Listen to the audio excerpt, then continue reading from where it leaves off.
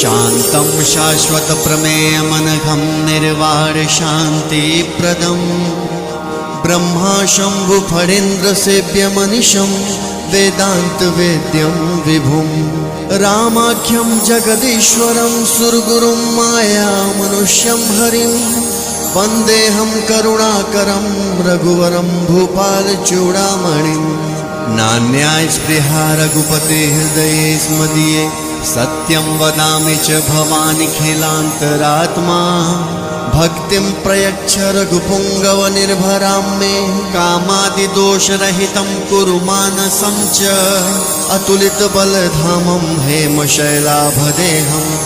दनुजवनुकृशानुं ज्ञानिनामग्रगण्यं सकलगुणनिधानं वानराणामधीशं रघुपतिप्रियभक्तं वातजातं Namami.